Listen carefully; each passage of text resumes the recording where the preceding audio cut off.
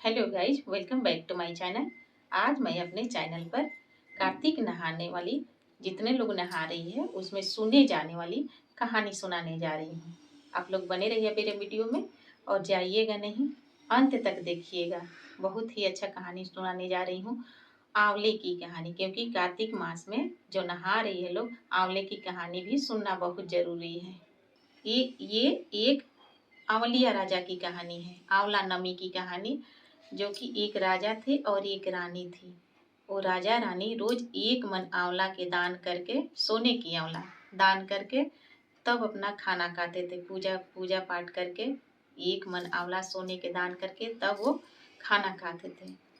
एक दिन उनकी बेटा बहू जो थी, वो लोग रात में अपने में विचार किए कि जैसे राजा रानी जो है उनके मम्मी पापा तो एक मन आंवला के सोने का रोज दान करके खाएंगे तो हम लोग तो तुरंत गरीब हो जाएंगे। ये सोचकर उन्होंने दोनों लोग अपने में विचार किया कि नहीं, अब हम लोग उनसे, राजा रानी से आंवला दान नहीं करने देंगे। ये सोचकर वो लोग रात भर सोते और सुबह में उठकर राजा रानी से बोले कि आप तो इतना रोज आंवला का दान करते हैं, एक मन आंवला सोने का दान रोज करते हैं, इसमें तो हम लोग बहुत गरीब हो जाएंगे। आज से आप लोग ये आंवला का दान नहीं करें।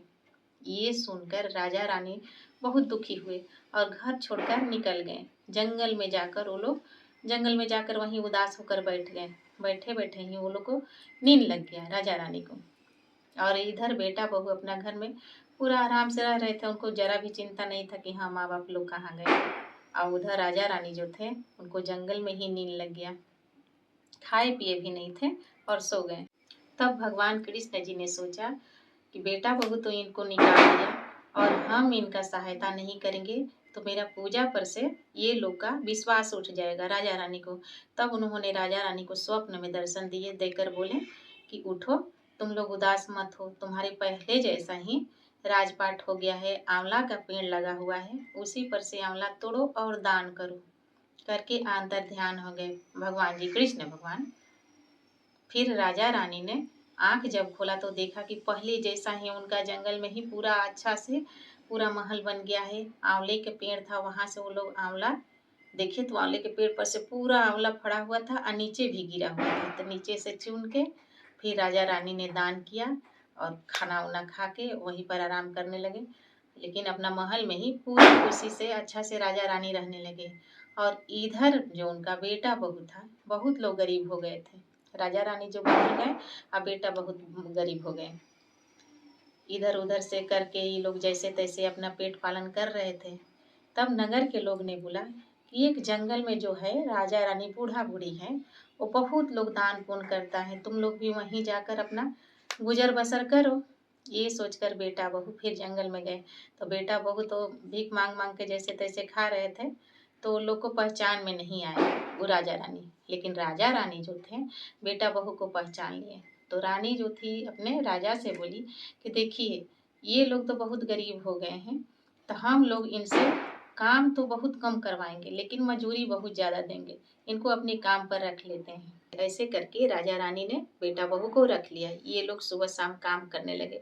इसी तरह करते करते एक दिन रानी अपनी बहू से बोली कि मेरा न बाल धोकर, सिर धोकर हमको नहवा दो।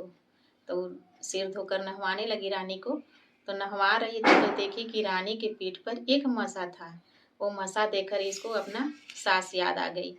तो ऐसे ही करके सोचते सोचते आंख से आंसू गिर गया रानी के पीठ पर।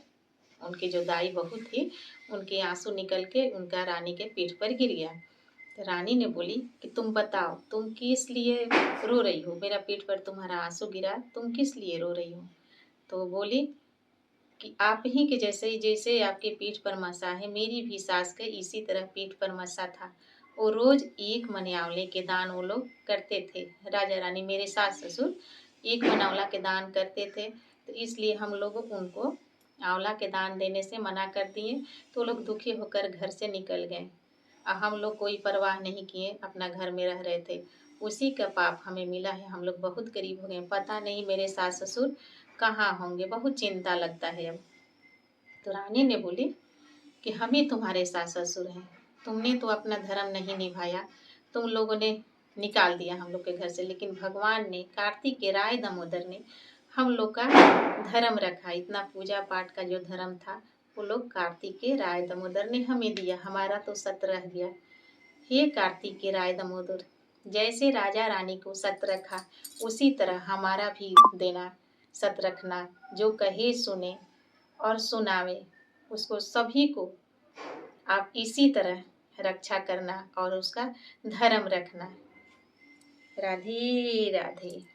अगर मेरा कार्तिक का ये कहानी आप लोग को अच्छा लगा होगा तो लाइक शेयर सब्सक्राइब ज़रूर कीजिएगा, क्योंकि फिर मैं इसके आगे भी एक और वीडियो डालूंगी, कार्तिक महात्म की ही अच्छी सी कहानी डालूंगी।